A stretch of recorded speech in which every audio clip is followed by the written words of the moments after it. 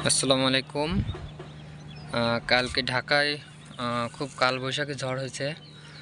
তো দেখেন পাতাগুলো ঝড়ে একদমই আপনার দাগ দাগ হয়ে গেছে।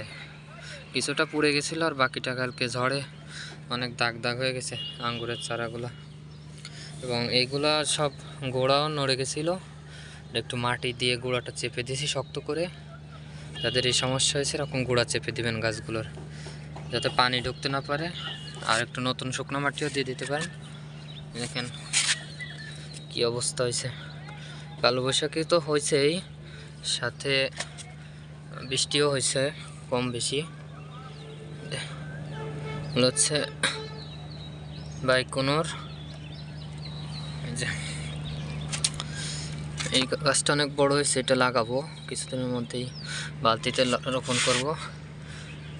কালবৈশাখীর সঙ্গে সঙ্গে অনেক বৃষ্টিও হয়েছে। তা এখন এই যে বৃষ্টির পরে এখন করণীয় হচ্ছে একটু ছত্রাকনাশক স্প্রে করে দেব এবং গোড়া একটু দিয়ে দেবো, যাতে করে গাছগুলো নষ্ট না হয়। তো আমি ছত্রাকনাশক স্প্রে করে দিচ্ছি প্রত্যেকটা গাছে।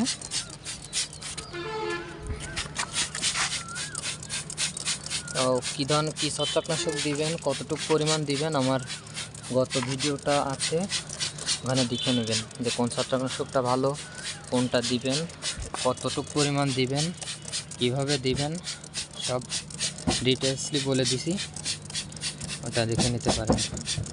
আর আপনারা প্রত্যেকটা রকমের এরপরে বৃষ্টির পরে একটু ছত্রাকনাশক স্প্রে করে দিবেন, তাতে ভালো হবে গাছের জন্য।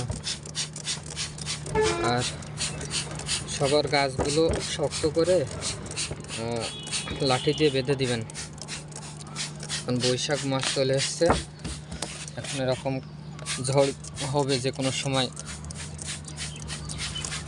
সব গাছগুলোর কচি কচি পাতা নষ্ট করে দিছে, বুঝতেও পারিনি যে এত ঝড় বাতাস আসতেছে। তাহলে নামে আর একদম নিচে এই যে এটা দিছে, এটা গেছে, এটা ভেঙে গেছে, এই যে এটা ভেঙে গেছে, এটা ভেঙে গেছে। এগুলো তুলে ফেলে দিতে হবে, এগুলো ছিঁড়ে ফেলে দিতে হবে, কোনো সমস্যা নেই।